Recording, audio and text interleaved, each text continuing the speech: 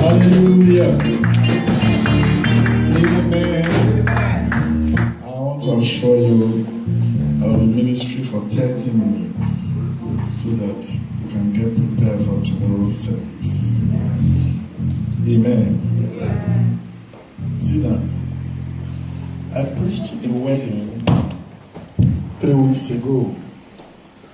Please listen to me. And I told them the greatest need of a man or a woman is not sex. If it is, you can get it from a prostitute. The greatest need of a man or a woman is not good food. If it is, you can get it from a very good restaurant. Why many marriages crash is because we misplace our priorities in marriage. But the greatest need of a man or a woman is respect. Respect. The Bible says, love covereth a multitude. I discovered that people no longer have regards for marriages. The day I was getting married, they would say, feed your wife. I did. They said, feed your husband. When my wife was to feed me, she took an handkerchief, cleaned my mouth, she knelt down and gave me food. There was a pastor there, Reverend Emmanuel Aleapo. He said, Dupi, I saw you feeding Martins nearly down. I will come to your house. To the glory of God. Nobody has ever brought food to serve me. Are you listening to me? Nobody brings food. And my wife will always appreciate me whenever she serves. Hear this. I'm not saying I enslave her. Sometimes I give her surprises. She travels, by the time she comes back, I enter the kitchen, I cook, prepare her food, get water for her to bath. Are you following me? Yes, sir. Your Christianity is vague without a successful home.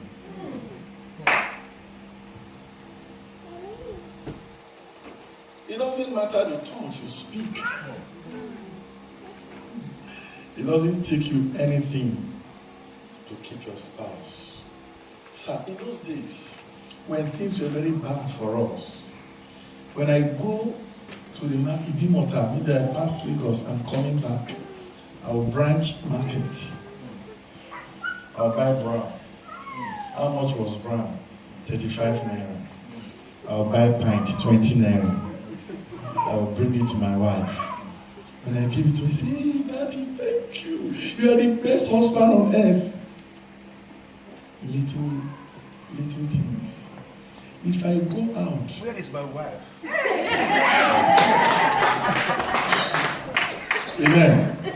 Don't worry, I'll keep to my 30 minutes. If I go out, my wife doesn't like me coming back home late. And she'll keep calling, Daddy, where are you? Precious, what is happening? Where are you? I know that she's angry. You know what I do? God said, thou must not appear before me empty. I will not just go home. My wife likes suya. I will branch and buy suya, good suya. As I'm climbing upstairs, I will open the nylon so that the aroma will go ahead of me. She will take it. He say, when you have done something wrong, you go and buy suya. This I say, sorry, now I see your suya. He said, Daddy, thank you, sir. Suya has appealed for me before my arrival. Hear this. I was praying this afternoon. The Lord said to me, many of you here, your blessings are tied to your marriages. I beg you, respect your spouse. Your wife is not your slave. Your husband is not your houseboy. I know in Europe they say if your husband misbehaves, call police. Don't call police for your husband. Call Jesus for him. to preach in Bori in River State. A woman came to me and said, Daddy, my husband carried too many women. I don't see him. He doesn't sleep with me. I said, okay. Can we have an agreement? He said, yes. What time does he go? I said, when he goes from work, around 5, 6, he will go. I said, okay. From 5 to 6, be on your knees and be praying. What is his name? He told me. Mention his name. I said, wherever you are, right now, the ability to do anything with any woman, I seize this from you. I bind that. The woman began to pray. She was praying. The first week, second week, third week. One day, the man came home. He said, Shebi, your witchcraft don't start, eh? Your witchcraft. He said, wait till He said, anytime I go out, the thing don't work. Once I come out, the thing don't start. The woman called me the power of a praying woman. One thing I like your pastor for, he prays. I don't need any of you to tell me. I don't just relate with people because of anything. That's the truth. A pastor in Lagos has a big church, 30 luxurious buses. Came to me and said, man of God, I want us to be friends. I said, I'm sorry.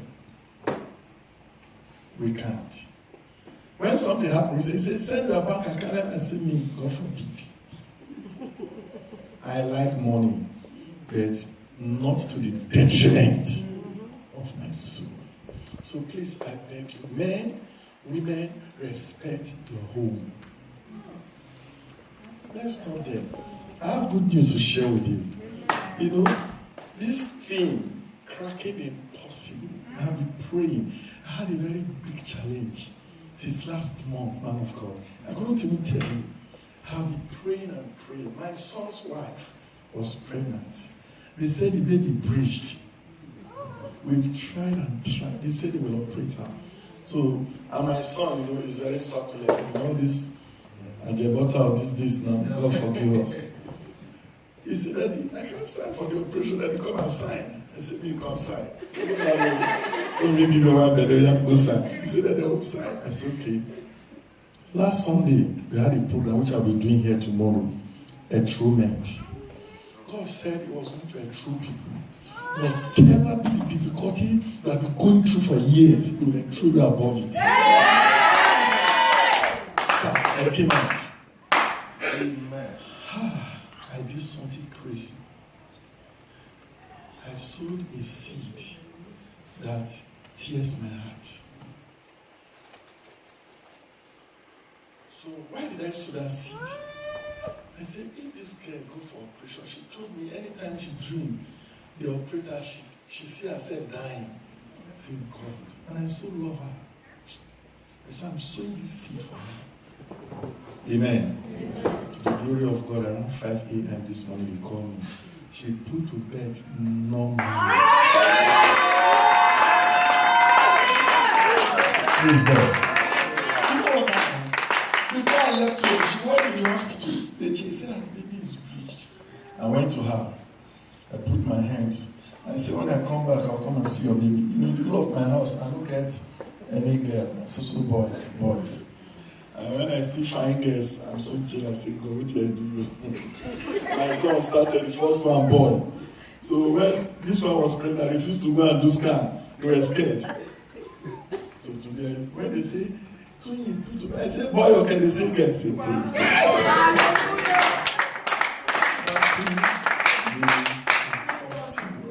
If God did it for me, you are the next online.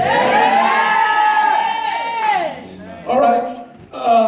Like I said, I'm not going to waste time tonight. In Genesis chapter 1, I want to first of all appreciate my friend, my brother, the angel of this house, and his dear wife. The two of them are looking to take away this evening. I salute the grace of God upon their life. And every one of you, I pray God will reward you. Your being in Europe will not be in vain. Whatever your heart desire, heaven will put it in your hands.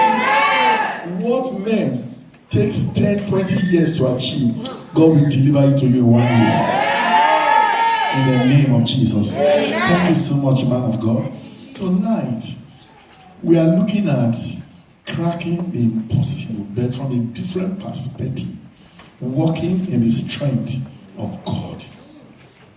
Walking in the strength of God. So many times we depend upon ourselves to do some things which ordinarily are not doable, are not practicable. We depend upon what we know to achieve some successes. In Genesis chapter 1, the Bible says in verse 1, in the beginning God created the heavens and the earth was without form or void. Are you listening to me? I hope you have your Bible. Yesterday I learned something from our bishop. He said the 3 B's. Your Bible. Can you show me your Bible? Yes, sir. Amen. He say your book. Can you show me your book? He say your Bible. Where is your Bible? You know, the philosopher said, the faintest pen is better than the sharpest memory. All right. God said, the Bible says, in the beginning God created the heavens and the earth was without form or void, and the Spirit of God moved upon the deep. In verse 3, and God said, let there be light, and there was light. In verse 3, you see, the Bible says, oh, thank you, Holy Spirit. Hear what God is telling me right now. There is somebody here, after this program, the preceding week, what you'll be looking for that you couldn't find for several years will meet you at your doorsteps.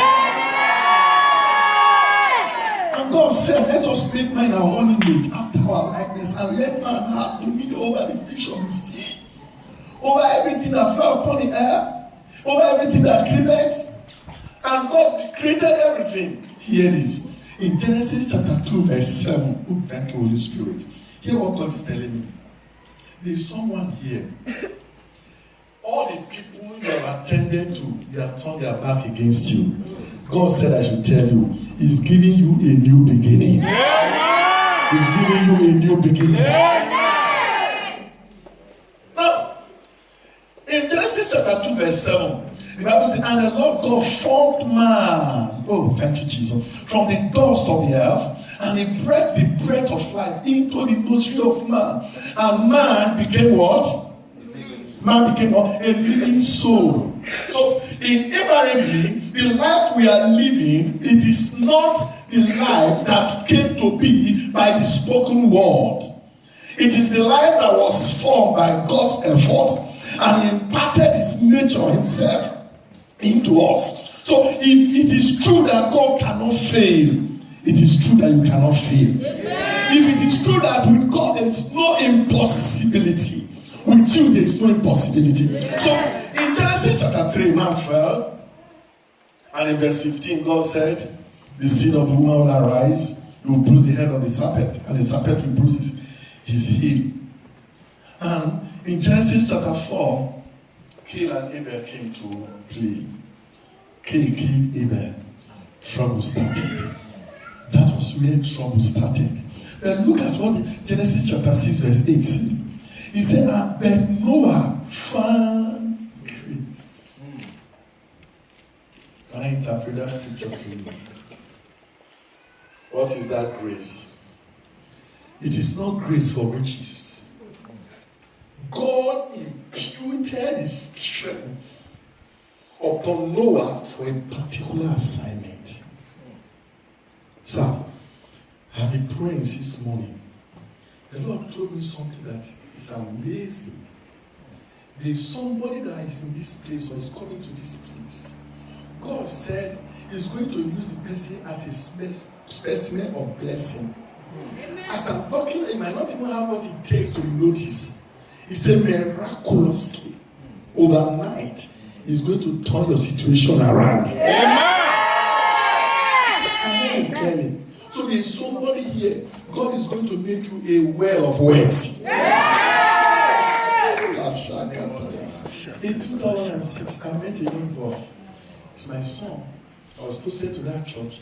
He used to wash car for people in Bega. When he washed, they paid him. But that day, God, the strength of God came upon him. He went to buy golf, 150,000, and sold it. He bought another one and sold it. He bought another one and sold it. He bought 2. He started buying 3. Before you know it, as I talk to you today, if you go to the young man's car mat, you will see more than 15, 20 Jeeps, BB cars, from 2,000. He's building a mighty house in his hometown. He bought a mighty land in Lagos. He's doing very well. He said, boy, I said, boy, buy 100K to my account now. He said, Daddy, okay. Now, in less than 5 minutes, he will send it. Why? When the strength of God comes upon your life, you become a different man. I speak to somebody here by the order of heaven, before whom I represent. May the strength of heaven possess you. May the strength of heaven possess you. It is the strength of God that makes a man to do the unusual things. Let's read 3 scriptures as I close. Yesterday I read from the book of Judges, and today I think I will still continue. Judges chapter 3. Have you found it? Oh, I would have want to read a very long scripture, but let me break verse 1. Okay, let's start from verse 12 because of time. And the children of Israel did evil in the sight of the Lord. And the Lord strengthened Eglon. Somebody say Eglon. I didn't hear you well. Eglon. Say Eglon. Eglon. Say Eglon. Eglon. Eglon, the king of Moab, against Israel because they had done evil in the sight of the Lord. And he gathered unto him the children of Ammon and Amalek, and went and smote Israel and possessed the city of palm trees. And the children of Israel served Eglon, the king of Moab, for how many years? 18 years. I don't know how many years you have been in Europe. Things have not been working the way you want. You have changed from one country to the other, yet you are not getting what you want to get. By the strength of heaven, you are coming out of that situation. Eglon was a mighty king. Let's continue.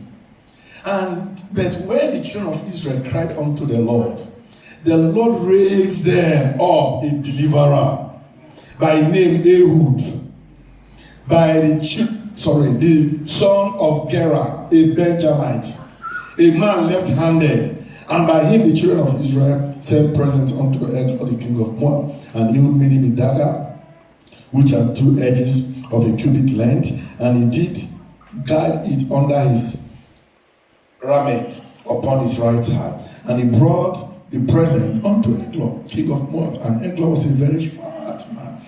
And when he had made an end to offer the present, he sent away the people that bear the present, but he himself turned again. Someone said turn again. From the quarry that were by Gilgal. Gilgal is a starting point. Anytime you are reading your Gilgal in Bible, it's telling you that it's going to be a new beginning. A new beginning. Gilgal is a point where things begins afresh. Things that were not working begin to work to your favor. So when he got to Gilgal, he sent the people that came with him away.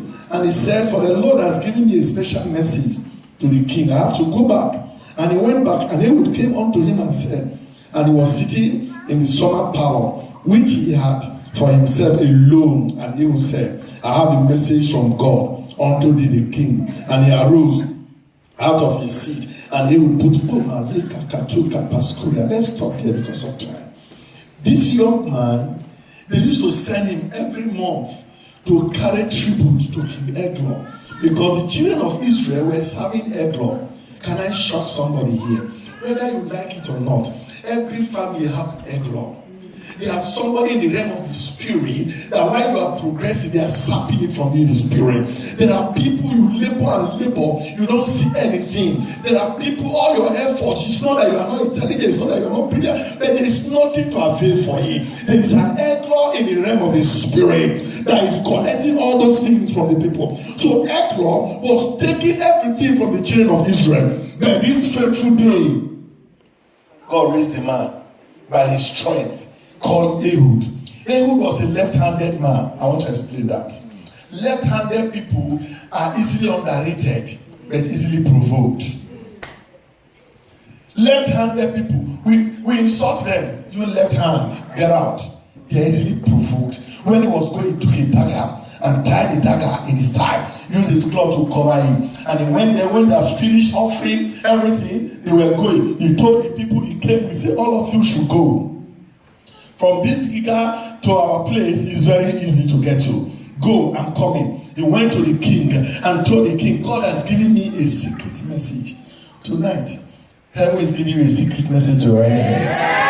You didn't hear what I said. Tonight, heaven is giving you a secret message to your enemies. And the king, which is not practicable, but when the strength of God comes upon your life, anything is possible. Amen. Anything. So the king said to his chiefs, all of you go out. It is not done. They all went out. The king, who would have sat down to take the message, stood up. Something unusual is going to take place. Amen. Something human mind cannot comprehend. Something you cannot even imagine. Listen to this. One of my sons called me recently. He said, Daddy, it's a miracle. I said, what happened? He said, you know, in 1998, I applied for something with NDDC when it all started. I forgot, they didn't do anything. But this year, they just called me to come. Say, Pastor. So when I got there, they gave me a paper. So there's a job people are quoting for. That I'm the one they gave the contract to. And God, how much? 482 million naira. This my guy has never seen 482,000 naira. 482 million naira. I said, boy, I'm interested. I'm a partner in this business. Listen to me. We started sorting for money. They said, just do the first stage, we pay you. Hear this. When the strength of God comes upon a man, even if you take the wrong leg, it becomes the right one. So, Ehud brought out his dagger. It has two edges. And thrusted into the big tummy. If you read history, they will tell you that Edgar was so fat that if it is today's world, if you want to wear shirts to talk in, he will require 6 hefty men to raise his tummy up for him to be able to talk in. That is how fat he was. So he thrusted the dagger into his belly. And when the man was to scream, he couldn't scream. He finished and made sure the shaft of the dagger went inside. And he died. Ehud came out and locked the door. When the chiefs came, they said maybe the message was too hot. He's meditating over it. Stand to your feet. Tonight. It doesn't matter the egg that is warring against you. God is giving you a secret message to the egg. It doesn't matter who has been opposing your destiny. God is giving you a secret message to them. Lift up your hands and say, my Father, every egg tormenting my life and my family. What are you waiting for? Be consumed by fire. Be consumed by fire. Be consumed by fire. Open your mouth.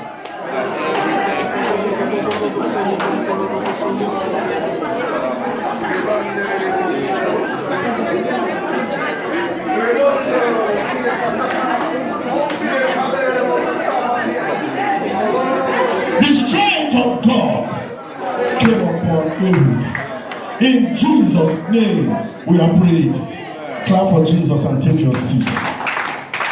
No human effort or ability can achieve this except the strength of heaven. No power from any source except by divine strength. If God, the Bible says, if God be for you, who can be against you? What is that thing that will be too difficult for you to achieve? Sometimes it goes on. I needed an approval for something. When I got there, they told me it's not possible. I asked myself, in this country, is there anything that's not possible? And I said, forget it. It's just a question of time. We have a house in Lagos they want to demolish because they abandoned it for some time. So, one day, I slept, I had a dream. I should go to the town planning office at Alausa. Stood up, went there. When I got there, they said, who do you want to see? I said, anybody.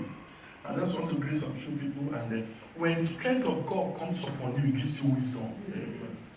So, when I entered, I saw a young man. I said, I look like it. He said, yes. Are you Martins? I said, yes. So, boy, where have you been? He started chatting. Who is that guy? He was my classmate. We schooled together in Bauchi. He was a person they be telling me cannot be approached. He held my hand. I didn't fill form. I didn't sign book. We walked. He said, "Oh boy, what do you want?" I told him, "Say forget it. I knew about the case." He just brought out the file. He wrote across and said, "Cancel." I said, "That's cool. Listen to me. There are levels you are entering after this program that you cannot imagine." So, Ehud killed Eglon, not by his power, not by his strength, but by the strength of heaven. There's another story I'll tell you and close tonight. Tomorrow I'll continue from there. Do you know, when we talk of the strength of God, oh, thank you, Holy Ghost. There's somebody here, God is saying to me, before the end of this year, you'll be introduced to somebody you have been trying to meet for a long time. You don't understand. Somebody you have been aspiring to meet. Before this year ends, you'll be connected to that person. In the name of Jesus. You see the story of David and Goliath from the book of 1 Samuel chapter 17, from verse 22.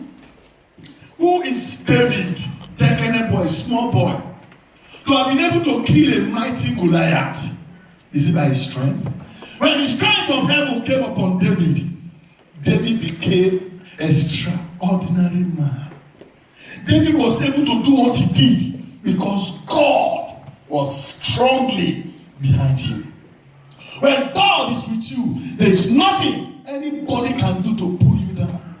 Hello, there are men I've seen. Oh, one day they asked Papa Idausa and knows this. He said, "Papa, all this criticism here and there, people talk about you. How do you manage them?"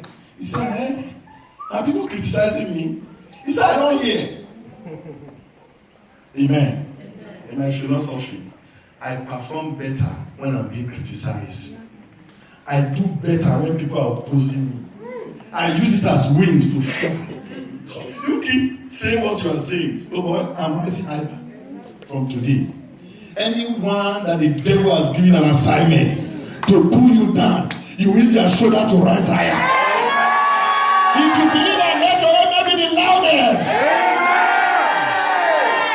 David took a stone and asked a question: what shall be done to the man who killed Goliath? Liba hakatuka paskulia. Somebody here is going to receive strength from on high to kill his Goliath. You know, there's a church in Nigeria, I won't mention the name. It's one of the biggest churches today. How did the church grow? A woman went to God and fasted 166 days. The church, the pastor didn't know. He goes to church every day, kneel down and pray. Pastor is not there. He will lay hands on pastor's seat and say, "Father, I cannot touch my pastor's head. Give him anointing." For 1 year, a woman. Today, a man, a deacon told Pastor Chris, he said, "Daddy, if you want to be on television 24 hours, don't pray for it. Don't ask anybody, just tell me." A woman told Pastor Chris, he said, "If you have need, and the need is money, don't tell God, tell me." Somebody here is rising to that level. I'm talking to you and say you are rising to that level. Is it impossible for one person to say, "Pastor, let's buy here"? How much? 5 million, 3 million. Now wait, I will show you a check. Is it impossible? A young boy of 26 years gave a check of $38 million to his pastor.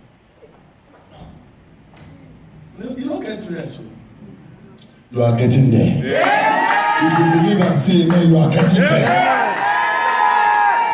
And I used to tell my member, it does not come back. It starts from somewhere. Yes. Sir, do you know when I started sowing seed? Hey, if I tell you this story, it's a bad testimony. I don't like sharing it. I was stealing my mother's money to pay tithe. My mother sell akara. We go on market and be helping her to fry. As people pay us, my mother put some in the pocket. We go to the market. We go to the church. Use the money to pay tithe. just because we want to give. One day they discover my senior brother went to the church and they say, Martins pay tithe every Sunday. See, when you get money, you steal them. The gather family. You know the way they used to beat people there? 5, 6, 7, 8 people will go king. They will put water on the floor. You will lie down, they will pour water on your body. This one, toa. This one, toa. The whole of my back. I was stealing to pay tithe. I stopped stealing to pay tithe. My mother's business started going down. One day my mother called me and said, Femi, what's happened? You know they pay tithe to their salary. He said, keep stealing to pay tithe. I said, Mama, no, give me. I know they steal again. I've changed, I've repented. He said, oh, the way you used to do it, keep doing it. That was how I started. Sir, there is nothing I have not given to God. The first car I used was this one we call Tortoise car in Nigeria. One day, I was pastoring a church, there was no drum set. I went to Ikeja. Someone said, who they sell that B2? My uncle said, no, it's my cousins. I said, no, let's sell it. I sold the car for 33,000 naira. Entered the market to buy drum set, 27,000 naira. Went to Balogun market to buy Hollandis, then 3,000 naira single for my wife. Remaining 3,000. When I go to my wife, I say, where car? I say, the church. When we go to Bible study, we close from say, where car? Took her to the office. When I gave her the Hollandis, she don't praise me and say, Daddy, you are the person. Where you see money, hey, God will keep blessing you. Fine. When I told her I sold the car to buy drum, she wanted to throw. I said, that Hollandis to the inside. Listen to me, church. I'm saying that when the strength of God comes upon your life, you do some incredible things that people cannot imagine. David asked, what shall be done to the man who killed Goliath? You know what he was saying? There are men that comes to church, but there are people that have relationship with God, that the strength of heaven can come upon them, and they can do extraordinary work. I am one of those people. It doesn't matter what is happening. I see great tears coming upon someone here tonight. In the name of Jesus. The king Goliath was celebrated. As I round up with Judges 14, a man called Samson, he saw a woman in Tamnath he wanted to marry. And when he told his parents they refused, but eventually they were going with him, he branched to the garden of Tamnath and saw a lion. The whole people